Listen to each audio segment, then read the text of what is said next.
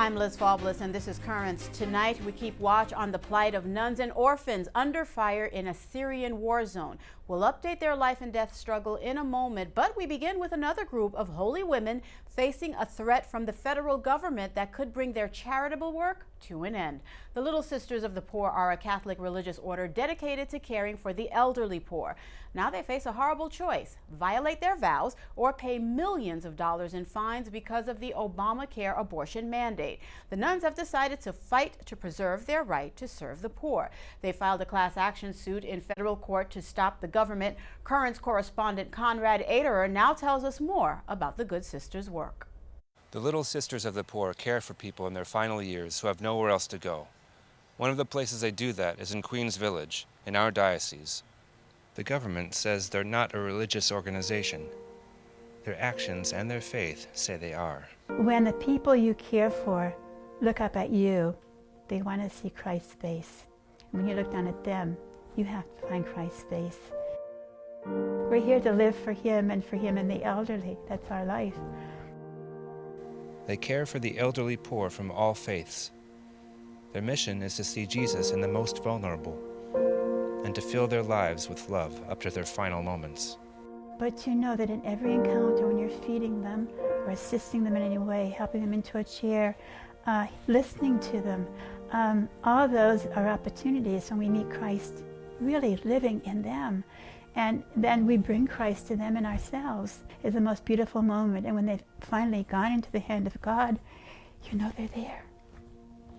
It's a happy moment. I'm crying. In this home, nobody dies alone. They will hold your hand, they will do singing, and they will make you really feel somebody's there with you until the last breath. It's because of their faith that the sisters have devoted their lives to helping others. One of their lawyers has said their resources should be used for helping the poor, as they have for years, and not to pay the IRS. Reporting for Currents, this is Conrad Aderer. Great work by our correspondent Conrad there. Another example of the power of government going against Catholic beliefs being played out tonight in Ireland. One of the country's largest Catholic-owned hospitals, Mater Hospital in Dublin, is confirming that it will carry out abortions under new laws that legalize the practice. In a statement, officials announced simply, the hospital will comply with the law. The Irish Parliament passed the new abortion laws in July. New rules are now out governing U.S. Catholic military chaplains and same-sex activities. The chaplains are barred from participating in homosexual marriages and marriage counseling, and their involvement in funerals is limited. The new rules comes from Archbishop Timothy Broglio. He's in charge of Catholic chaplains.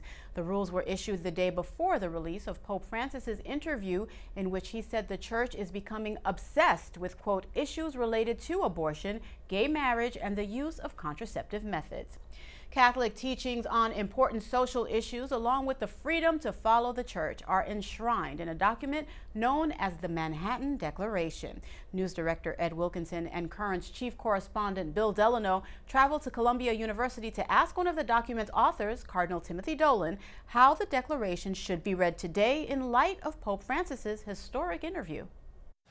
So last week, Pope Francis told Catholics worldwide not to obsess about certain issues, some of which many Catholics have held dear for years. That's right, Bill, but he didn't say that we shouldn't be discussing these issues. They do come up from time to time, and the church does have solid positions on them.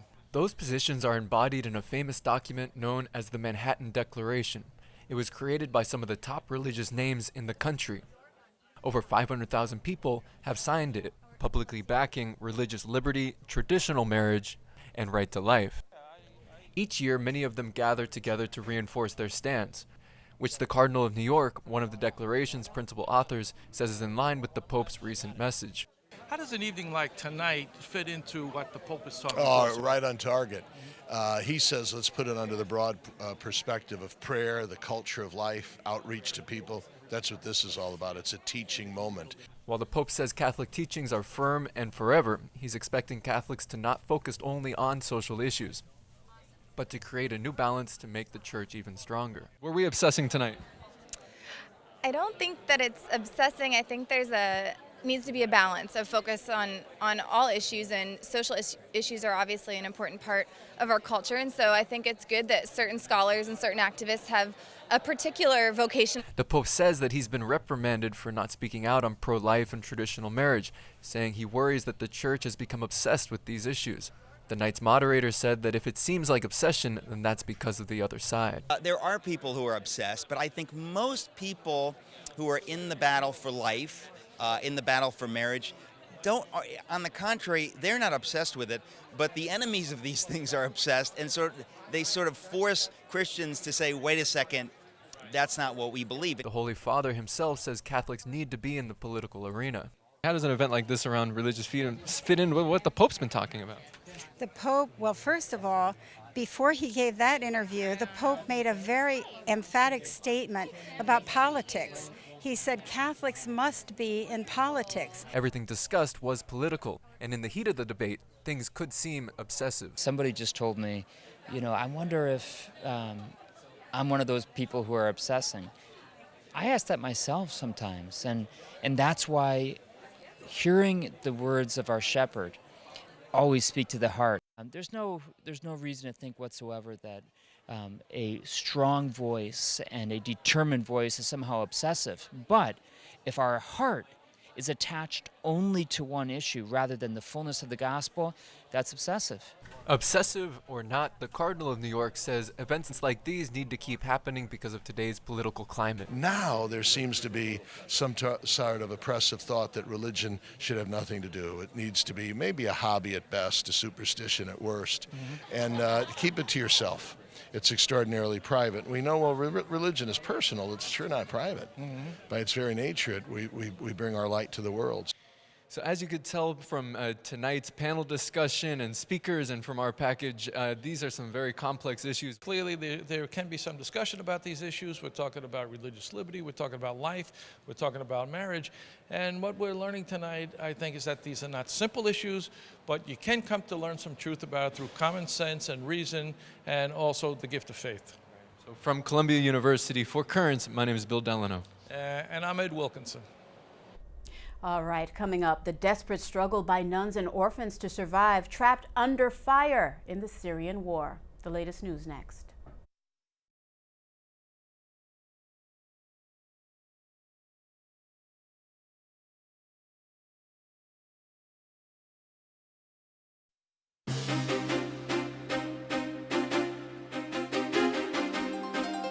Tonight, the news from Malula is not good. The ancient Christian village is a key battleground in al-Qaeda's war to overthrow the government of Syria and replace it with an Islamic state.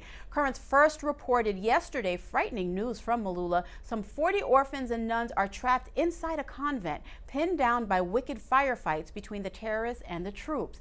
They're almost out of food, and their water and electricity were cut off when an outdoor generator was shot up. This is amateur video of the convent recorded before the war came to Malula. Mountains surround the nuns' home. Tonight, al-Qaeda is dug in, firing down on anyone below. When a worldwide SOS went out to help the nuns and children, people from neighboring villages came with food. Al-Qaeda snipers opened up with heavy fire. The rescuers were driven away.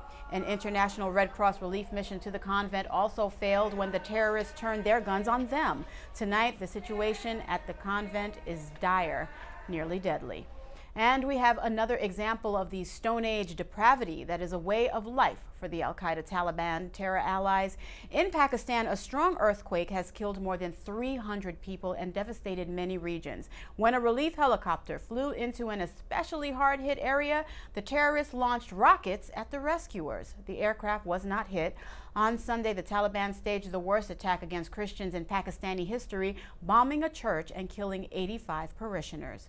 Well, the savagery of the Islamist war against Christianity has received scant attention from most of the world's politicians.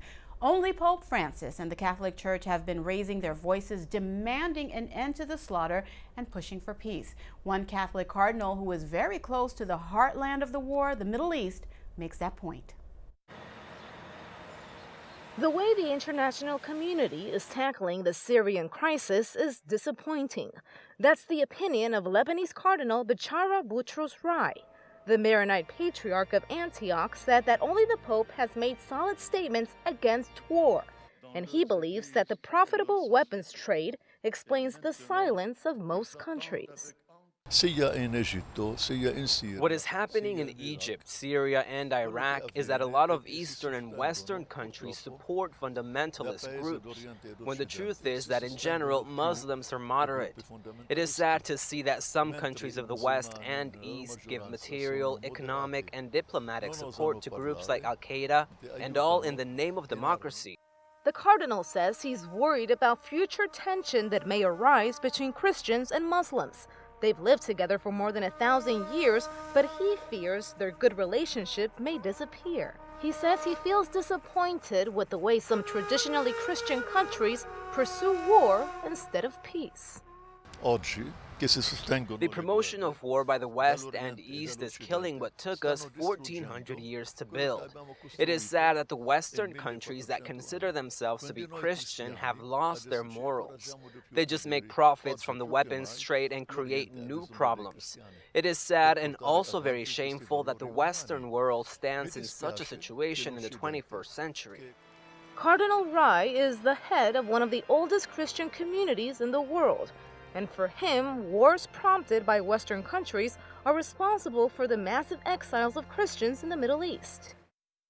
And over in Rome, a Nobel Peace Prize winner addressed a conference committed to building dialogue between religions.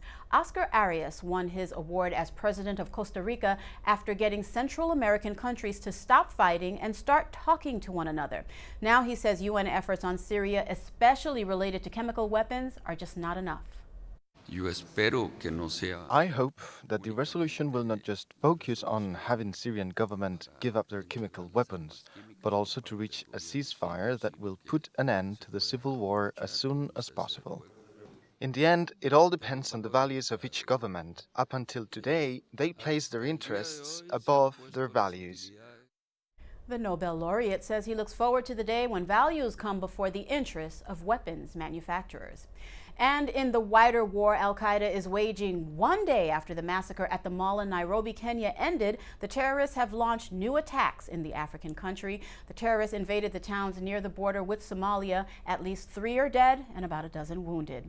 In the Philippines, more killing as Al-Qaeda-linked rebels fight government forces in a war to establish a separate Islamic state in the city of Zamboanga. The official death toll now 173. Currents reported yesterday there is a growing humanitarian crisis in Zamboanga. Nearly 130,000 people have been forced to flee the fighting. UN and Filipino officials fear for the health of children and women. Meantime, an update on the Pope's remarks regarding women and the Church. The English translation of the Holy Father's historic interview with Jesuit magazines left out a sentence by mistake. In the published interview, the Pope said the feminine genius is needed whenever important church decisions are made. In the missing sentence, Francis also said it is necessary to broaden the opportunities for a stronger presence of women in the Church. Well, the strong presence of religious women is one of the many factors that make the Catholic schools of Brooklyn and Queens the best in the city. Tonight, Currents education correspondent Maria Elena Giassi returns to Brooklyn's Good Shepherd School, a place most dear to her heart. And in this edition of Currents Weekly Report on the School of the Week, we learn why. So good to see you after all these years, Maria Elena. Welcome back to Good Shepherd School. Today, I'm privileged to take you to my elementary school, Good Shepherd in Marine Park. To me, it means just like hope. That's the first thing that comes to me when I think about Good Shepherd. It's tremendous. The school is growing and expanding and keeping up with the times, and I'm happy to be a part of it. The Good Sisters of St. Dominic no longer are the administrators at the school. Now, Mr. Paparelli is principal, the first member of the laity to run Good Shepherd. One of the first things he's done is to reorganize the school into one class per grade. He's big on math. In fact, he even teaches the 7th and 8th grade. He also wants the children and their parents to see Good Shepherd as a safe place for the youngsters. Parents choose Good Shepherd School primarily for their education, and I would say first and foremost for our Catholic education. We not only prepare them for their New York State test to pass the test, but we also like to prepare them academically, socially, and spiritually. They teach us, for example, the Ten Commandments, everything like the mysteries, everything that Jesus has sacrificed for us. Every morning and every day when we leave, we start with a prayer and end with a prayer. It's Johnny Appleseed's birthday today. And you know what? Johnny Appleseed had a little prayer. Listen to his prayer. Oh, the Lord is good to me, and so I thank the Lord for giving me the things I need, the sun, the rain, and the apple seed. My unit this month of September was all about apples and the colors of apples. So they've learned their colors through this unit. They've learned shapes. It's a great parish. It's a great community. Here has been like a second home to me. Our children are very connected to the parish here. Besides attending their monthly masses here, we do a lot of community service. Service is an important part of my life. I learned that at Good Shepherd, and service doesn't end at confirmation. It should go the rest of your life. These children have given of themselves, especially last year. We took in 350 students from the Rockaways after the hurricane. So they gave up their own time to help them. They gave up their school supplies. They brought in clothes, food. That's why Good Shepherd stands out from a lot of other schools. Families keep coming back, and we're growing, and we hope to continue growing for many, many, many years. While much has changed at Good Shepherd School, what remains the same is a strong foundation in academics and faith. I'm Maria Elena Giassi for Currents. And coming up next, a musical about a saint. Details as Currents continues.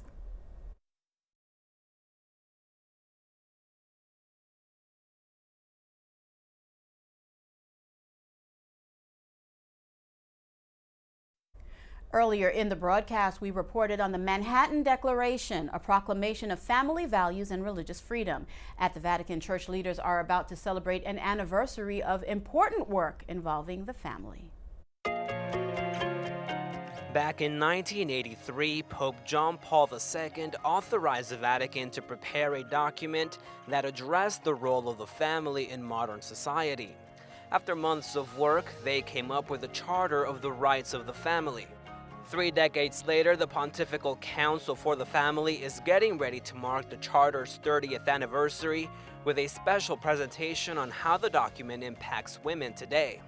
The Church has a credible witness in our charity, a credible witness in our words, and a real balance between what women are actually demanding, between what they actually want, and between what women, children, and the poor actually need. The Charter addresses individual rights like the freedom for a man and woman to have a family through marriage and to have children. But it also calls on societies to respect certain rights like the protection of life from conception to natural death and to provide economic and political stability. But according to the presentation, the rights of the family are currently being undermined by political movements worldwide to make women child-free.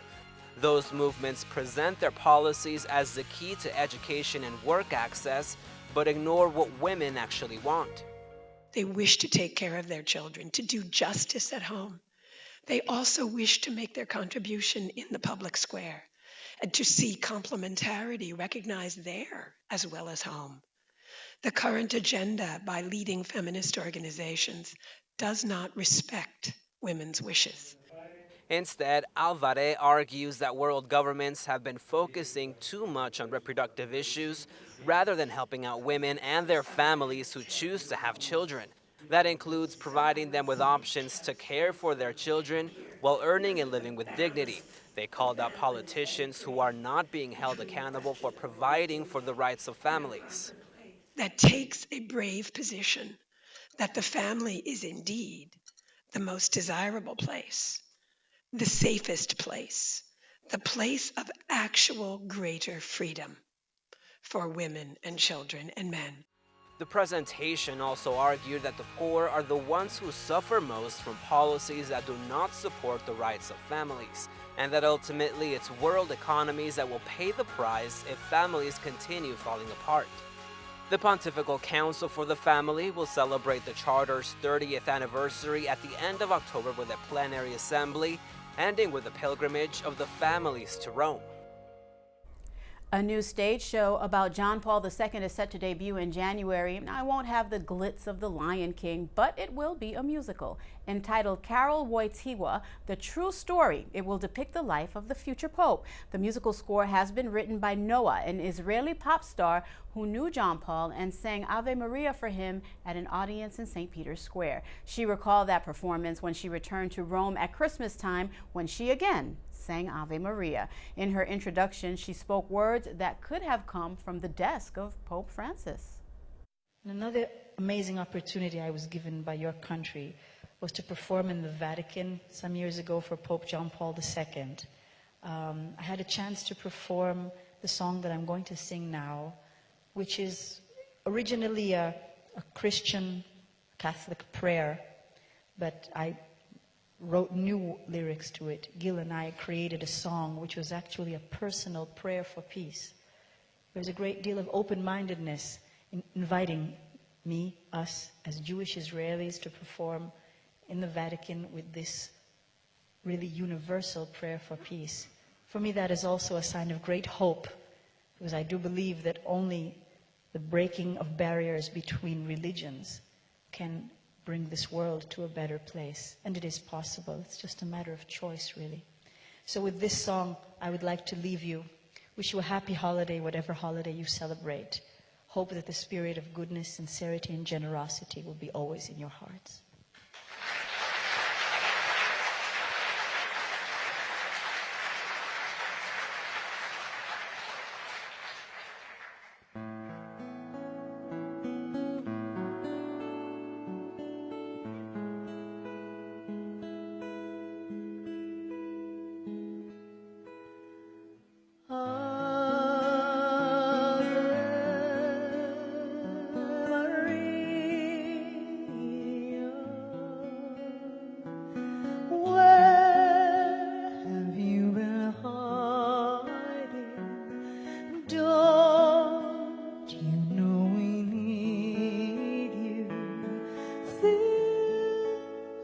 Looking pretty bad down here.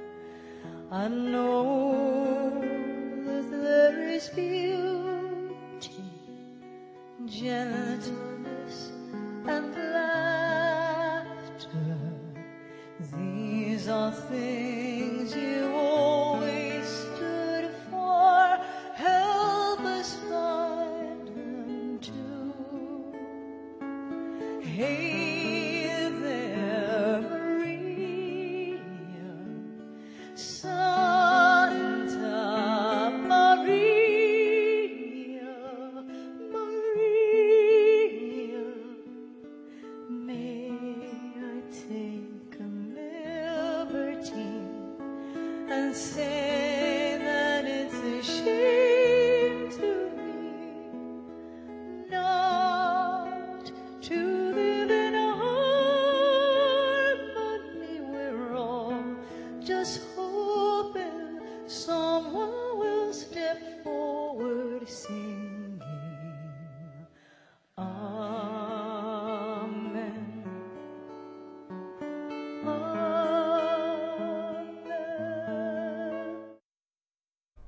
Oh, thank you so much for joining us tonight. Actually, we will leave you with more of Noah's Ave Maria. For the entire Currents News team, I'm Liz Faublas. Have a good night.